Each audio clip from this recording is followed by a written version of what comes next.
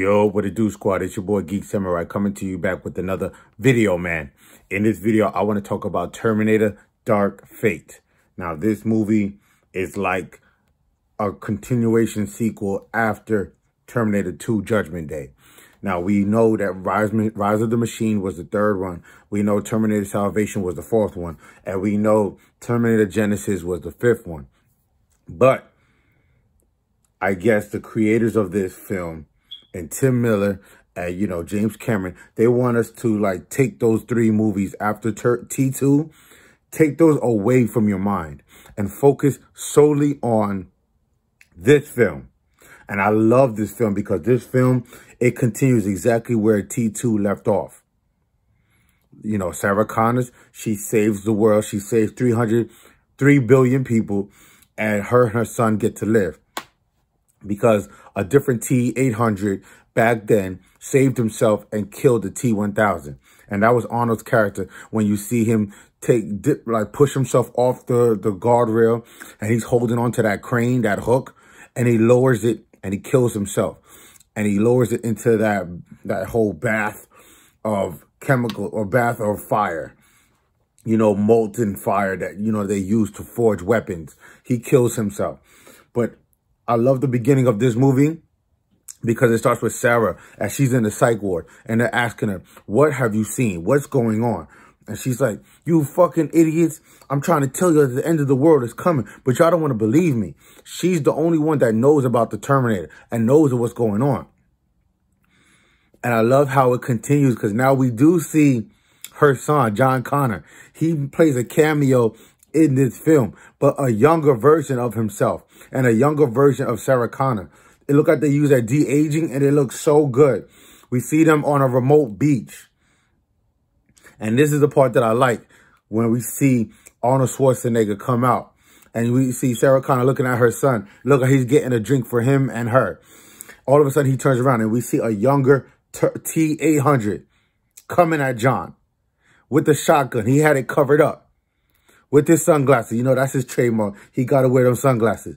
And he kills John Connor, a boy who's grown up in the previous films, like T2. He's all grown up. We remember him on a dirt bike running away from the freaking T-1000 and on his motorcycle Harley chasing after him down an abandoned underpassage bridge. But now we get a different version, an earlier version of John, where Sarah thought that she was okay after saving the future, after killing off Cyberdyne and Skynet. But no, here comes another T-800 to do the job. He kills John and just walks off, live his life.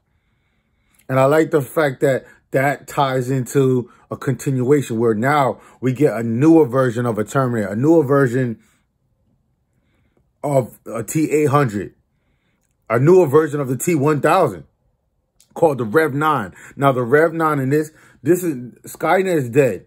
Sarah Connor saved the future. Skynet and Cyberdyne was all gone. But now there's a different future where humans created another AI, another cybernetic called the Rev 9. And the name of this AI is called Legion. Humans created Legion to protect the world, but Legion turned on the humans. And now we come across this other character. Her name is Grace, played by Mackenzie Davis. Now, she comes back to the future. She goes back in time to save a girl named Daniela or Danny Ramos. They call her Danny. Now, this is a girl who has saved Grace when she was a little kid and it was Judgment Day. So now Danny sends Grace back in time. She's augmented. She's still a human being, but she got augmented. She got surgery so they could put mechanical parts in her human body. She was in war on Judgment Day as a soldier. Danny raised her to be a soldier and be what you could say a rebellion against Legion. We're going to be the humans that stands up against this cybernetic crisis, this cybernetic Judgment Day. So she was tasked in this war to save the commander. And in doing so, she suffered a great deal. She got injured in battle where she's close to death. She was near death. So what she had to do was she had to go and have surgery. And I think this was Danny's call to make sure that they put cybernetics inside of her human body with a power core. That power core plays an important part in this movie. So after she heals up, Danny, future Danny, sends Grace back in time to save younger Danny, little Danny. Now, Danny Ramos, she grows up with her father, Diego, well, her brother's Diego, and she has a father. And growing up, she was forced to provide for her father. Her father wasn't working anymore. She was making breakfast for him. Her and her brother Diego was working at a factory that makes parts for cars. So once, you know, they went to work or whatever, after work, we get introduced to the Rev 9, or Gabriel, played by Gabriel Luna. Gabriel Luna comes back to the future. From the future, he goes back in time and he goes to locate Danny because he knows that he needs to take her out. Now, in this movie, we think that Danny's playing the character of Sarah Connor, who's going to have a son, because Sarah Connor had a son named John, who was the leader of the resistance against Cyberdyne, against Skynet. But in this, we as the viewers, we think that Danny's going to have a son. Or it could be a girl, because female is the future. I keep saying that. Hashtag that. Make sure y'all know that. Maybe she could have a daughter who's the leader of this resistance to take out Legion. Come to find out that Danny, because we know Grace's character, she comes back in time, and she comes back at the same time that the Rev 9 does. So she's fighting off these cops. She steals this guy's car, this young couple's car, takes his clothes, because she's tall as fuck. This bitch is tall. She can only wear men's clothes.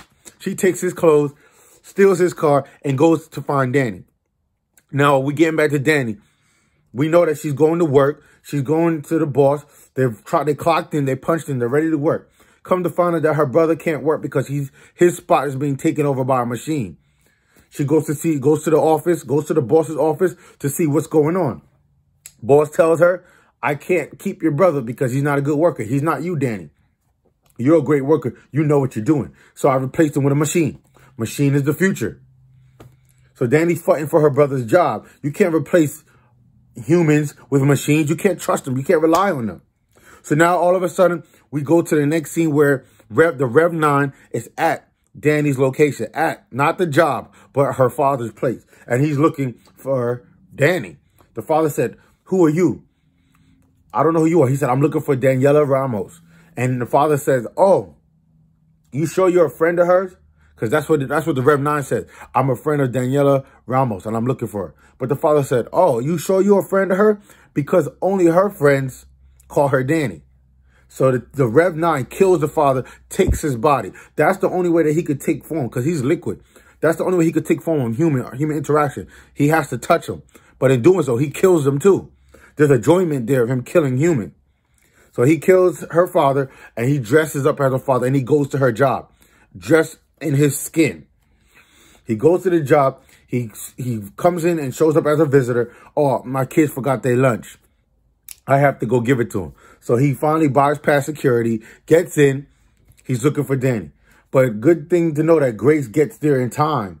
After she killed off those cops and took that man's car and his clothes, she was able to get to that factory and was able to find Danny. And she's now interacting with the Rev 9, and they're fighting all over the factory. I love the fighting sequences of this part because the Rev 9, this dude could actually form another embodiment of himself, another T-1000. And we see that throughout the whole movie. He could have one of his clones come out of his body, and he could fight in his own skin or the skin of somebody else that he took when he killed them. So they're fighting or whatever. All of a sudden, we see Grace grab a hold of Danny and Diego, and they get up out of there because she's known for running. That's how you live another day to fight. You have to run to fight another day. All of a sudden, she gets into one of the actual cars or whatever, or trucks, which is an old pickup truck, and they're driving off, getting up out of the factory. And here comes this freaking Rev 9 with this big-ass tractor trailer right behind them, plows through a wall, takes out a couple of cop cars that's chasing Grace, Diego, and Danny down the road. They get to a bridge.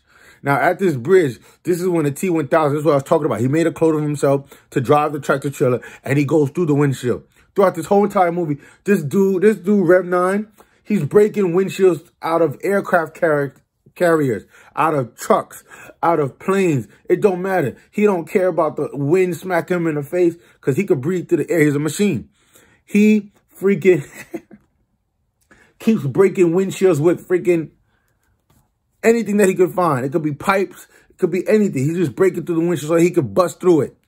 So we see Grace telling Diego, drive. I want you to take over the steering wheel. I want to be able to fight this machine off. She gets on the back of the pickup and she's taking these metal pipes, these metal rods, and she's throwing them like she's in a triathlon. She's throwing these spears, these pipe spears, right at the freaking tractor trailer, right after Rev 9.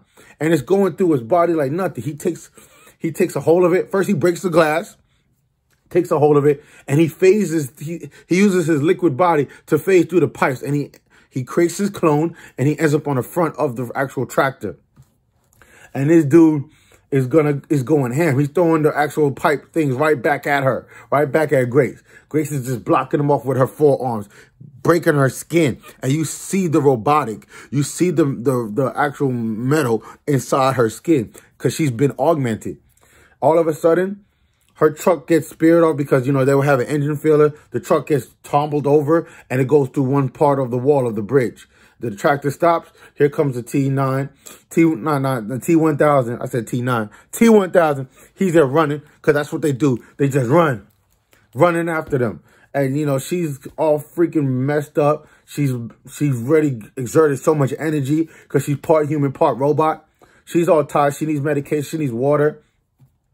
They crash to the wall. Here comes a badass scene that made me so happy. You see Sarah Connor. You see Linda Hamilton, the OG Terminator killer. Badass. She comes in her car. Her truck. She turns it. She stops. Comes out the car with like a machine assault rifle and starts shooting at the T9 because the T9 is running. And he's trying to run after Danny. All he cares about is Danny. And you see Sarah Connor just shooting this thing. You see his body, you see his face getting ripped off, bullets going through his head, his chest, everything. And then all of a sudden, the T9 or whatever, not the T9, the T1000, he goes over the freaking edge of the bridge and lands on the floor. And then all of a sudden, the clone starts to charge after Danny. So Sarah Connor's like, oh, I'm out of bullets. All right, she got a bazooka, a mini bazooka. Shoots the motherfucking T1000 with the bazooka. Takes him out. Then she's going after Danny and Sarah Connor. And Sarah Connor's going after Danny and Grace. She looks at them and then she looks over the bridge, throws a grenade down at the T1000. And then she says, I'll be back. Now that's one of the trademark catchphrases of the Terminator, of Arnold's character. I'll be back. Yo, that was so like endearing for me because growing up watching these films from the first Terminator that came out in 1987, that's the first movie that I watched with my pops. And I'm a big fan of the Terminator franchise. I get excited every time there's a new Terminator coming out. I don't care if it's good or not. I love this franchise more than anything, son. So to see her say those words, it just brought back those memories from 1987. And then we got T2 that came out a couple years later. That was just nostalgia for me, man. And she was badass saying those lines. I'll be back. She leaves, goes down. She has a shotgun, a sawed-off shotgun. And she's about to take out the T. And all of a sudden, you see Grace and Danny get into the freaking truck and they take off. But before they take off, though, we see that Diego got killed when the truck landed off the side of the bridge and it hit the wall of the bridge because when the Rev 9 was throwing the spears back at Grace, it hit Diego in the driver's seat in the front of the truck. That's why they smashed into the wall because he was driving and he just had to be the one to go take an L, man. He took that L. He died. Danny didn't want to leave him, but Grace said, we got to go. So they're on the run. And it just so happens that Sarah Connor was able to track them. She was able to hotwire another car, a station wagon, and was able to track them at like one of those walk-in medical facilities where they get medication and all this stuff, because Grace, she needs to recharge. She needs medication to refuel. Water is not the only thing to hydrate her. She's a machine, but they need to be recharged. She's a machine and human, so she needs all this medication so she could bounce back. So Danny was able to get her the medication. They had a gun. They held up that medication store. Look like they were robbing it. Got all the medication they need. Boom. They were able to get into the truck and leave. But Sarah Connor was right there meeting them. Was like, yo, you know I can find you, right? You know I'm a badass bitch, right? I know where to find y'all. I need answers. So she tells Danny, let's pick her up, take her into the station wagon. We're going to go to a motel. Puts her on the bed. She throws ice all over her body because she's heating up. Like I said, she's part machine. She can't put her in the tub. Sarah Connor's like, you see what the tub looked like? Takes her, put her on the bed, put ice around her, and then she's questioning Danny. Why is this thing after you? What's going on? She's like, I don't know. So they're waiting. Danny and Sarah give Grace the medication she needs. Fine. She's up in Danny. So I guess Danny leaves the motel to go get food or whatever for them. And then Sarah's greeting, because here comes Grace. She wakes up and she sits up. And here comes Sarah just pointing her shotgun at her. Like, I want answers. Who are you? Where you from? All you see is Grace's character get up. Boom. And grabs Sarah's shoulder, wraps it behind her, smudges her, pushes her against the wall. And is like, you tell me who you are and why you're here. I'm here to protect Danny. Who are you? I'm just like her. I've seen these machines come after me, and I'm all about survival. So it's my civic duty to protect this girl. But then she starts talking about how I've been getting texts. I had a son, and he was being attacked by Skynet and by, Cyberdyne. Machines from the future will come back in the past to kill her son. And the machine she starts going into the whole story about how a machine actually caught up to them, takes out her son. And she's been getting texts by this encrypted text message. All of her text messages are encrypted, that she needs to go to these coordinates. Every time she goes to a coordinate, the sky opens up, a Terminator drops down, and she takes it out. So that's why she came across Danny and Grace. And Grace is like, yo, really? So we need to go find this, because those same coordinates, those same text messages you're talking about, this is the location that's been branded on my skin. This is where I need to go if I need help. If I can't save Danny on my own, this is where I got to go. So they all pack up, and they go into these coordinates. And lo and behold, look who's here. It's in Texas where they're going. Lo and behold, this is the T-800 named Carl. He finally grew a conscience. And it's Arnold Schwarzenegger's character. Now, they kept him old and grizzly. They didn't de-age him. They de-aged him in the beginning of the movie. But when they met him, they didn't keep him in that form. They kept him in his current age. Arnold Schwarzenegger is like 76, 78 right now. So they kept him in that age. But he still looks buff. He still looks jacked. And they find him. And the first thing Sarah does, she wants to go kill this man. So she has her shotgun. This is a long-range shotgun, not that little one. And she's trying to kill him. And Gracie stops him. Stop, what are you doing? We need him. He's like, yo, I'm sorry for killing John. All those times that I was sending you his location, I would text you for John at the end of that text message, because I felt like I have a purpose. We see that the T-800 has a conscience. He's living with the wife who had a son. It looked like the father of the wife and the son was a deadbeat. So so Arnold took out that freaking T-800. He took out that man. He helped the mom and her son escape. And he's been raising this baby as his own son, changing diapers, just being a partner that she needs. It looked like the T-800 and the mother, they never had like a physical relationship. It was all just as a partnership. He helps her cook. He helps her clean, bring in the groceries, change his son's diaper. Now we see him, his name is Mateo. He's finally big and older now. You know what I'm saying? Mateo calls the T-800 Carl. He calls her father, and he calls him son. That's his wife. So now Arnold is telling his character, the T-800 is telling them exactly what he's done. And he's trying to right the wrong and find a purpose for killing John. He knew now that he was wrong for doing it. So he has a son of his own. And now he knows what it feels like to have a son. That's why he been texting Sarah those text messages about the Terminator, because he knows when these things from the future are coming back in time. So she makes sure that she's going to be there to take it out. So she'll have a purpose. So now the family comes in, the mom and the son come to and then here comes Carl telling the family that we have some guests. But I knew that this day would come. He long predicted to her that, yo, I can't stay here forever. And once this day comes, I can't come back. So I want you and your son to go. It's Judgment Day again. You're not safe here. You need to leave. Because Rev 9, this dude, he can just go to any communication base, look up drones, look up communication, look up cell phones, satellites, and he could tap into the actual satellite feed and get the pinpoint location where Sarah is, where the T-800 is, where Danny is, where Grace will be. He could do that real fast. This is more advanced. He's called a Rev 9, but he's like a T-1000 2.0. He is more advanced than the T-1000 from Judgment Day, Terminator 2. This liquid Terminator is more advanced. Not only is he quicker at killing, striking and killing, but he could tap into any electronics with no problem. He has no problem tapping into any wires or satellite feeds or whatever to find out where his target is going to be.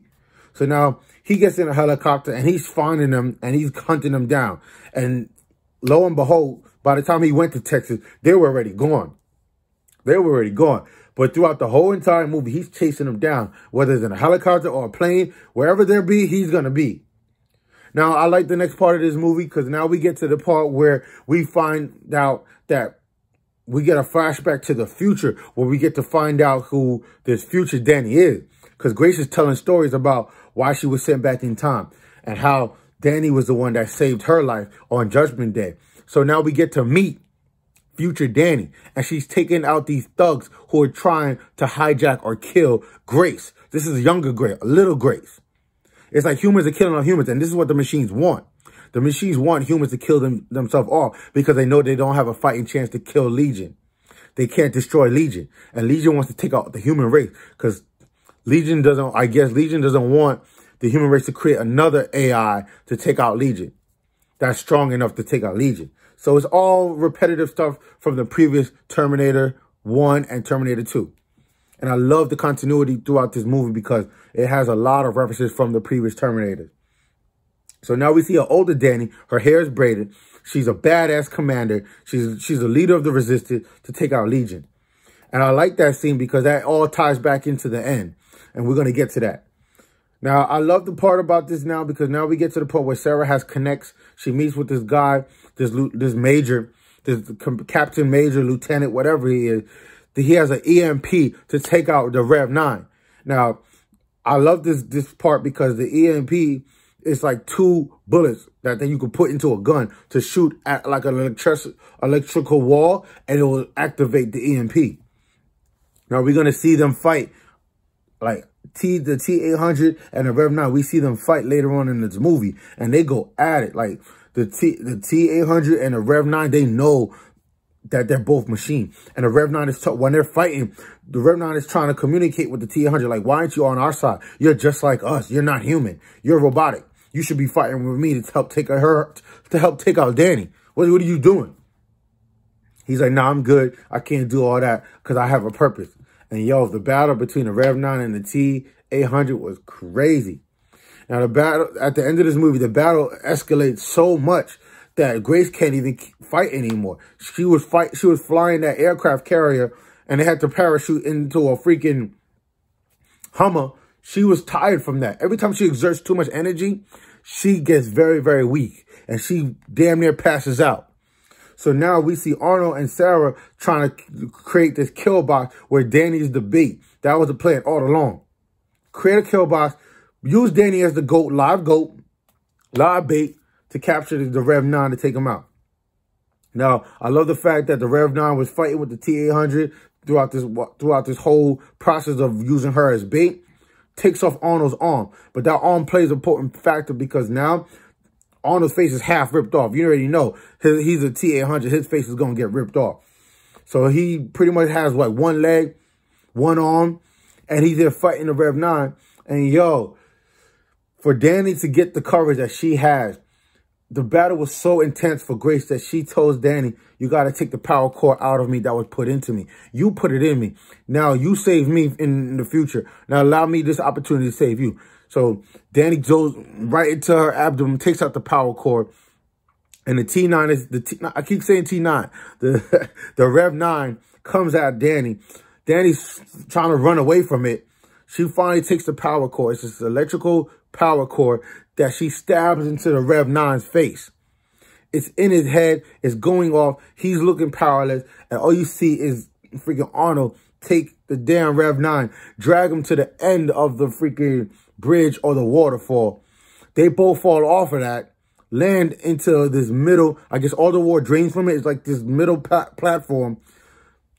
Here you see the T-800 take the Rev 9 by the head, push that power core into his head, and the EMP goes off, and they both get incinerated in that platform. And it's just a beautiful moment to see that, because now we see Sarah looking down. We see Danny looking down. Finally, her life can go back to normal because she takes out that Terminator. But Sarah goes over to Grace. Danny goes over to Grace. They say their last goodbyes. And now Sarah's going to be training Danny to be a badass, because now we get to the end of the movie where Danny is looking out at a younger Grace. And look like they went back in time or found a way to go back in time. Now Danny's going to try and save this Grace. So wherever there's going to be a Terminator to take out Grace now, Danny is older. She's with Sarah, and Sarah's going to teach her, wherever there's a Terminator, you need to be ready. And that's how the movie ends. And I'm telling y'all, I'm just giving y'all my quick, full spoiler review of this movie. Go see this movie. This movie is way better than Rise of the Machine, way better than Salvation and Genesis. And I'm a big fan of Genesis because I like the twist of John Connor in that movie. But we're not going to talk about that movie. This movie is like the official T3. You had T1 in 1987, where the Terminator first comes back in time to try and find Sarah Connor to kill her. Then we get T2, where now a Terminator comes back in time to save her son. And now we get Terminator 3 Dark Fate. This movie was fantastic. I love every character. I love every freaking performance. Linda Hamilton was badass. And I never knew all this time that she had a twin. She had a twin that was in Terminator 2 when she was being interrogated, or the scene where she approaches herself. That was her twin in the movie. I don't know if there's a director's cut. There might be a Blu-ray where they remastered it or whatever. But in the movie, it talks about that Sarah has a twin. And that her twin was in that movie. Because back then, they couldn't do cinematic footage where you can actually have replication or doppelgangers of yourself. So she actually had a real twin, so she could approach herself. When she was in the gown, in the hospital gown or the psych gown, she approached herself. I thought that was just the director filming and using some type of way to have a doppelganger for Sarah Connor. That was her actual twin, and they pulled it off. But now, today's technology, you can have doppelgangers. You can have yourself look at yourself, and it'll look so real. I love it. I fucking love it. Anyway, guys, go see this movie. I want you all to let me know what y'all think about this movie. I want to give you my full spoiler. This is my thoughts. This is my full review of this movie. It was fantastic, and I'm glad I was able to gaze my eyes upon it, because I'm going to always bring all that straight fire, man. This movie, can't forget all about the other movies. Right after T2, this is the movie that we've been waiting for decades. This is the movie that is going to just put this movie into another stratosphere. And I'm so freaking happy, because I'm a big fan of Tim Miller. And for him to direct this movie, I'm proud. He's 2 for 2 in my book, because I love Deadpool so much. Yes, Ryan Reynolds is a big part of that movie, but because of Tim Miller's vision and his directorial chops and his studio, because he has an animated studio. Tim Miller, you did it for me, man. I'm so proud of you. You need to come out with another one. Make this a T4 Dark Fate 2 or something. I don't care. Come out with some more Terminators. I know you had beef. I know Tim Miller had beef with James Cameron. Fuck James Cameron. Yes, I know that Terminator is his baby, but stop having arguments with the director, James Cameron. You're a producer, executive producer. Let the directors envision the way they wanted to.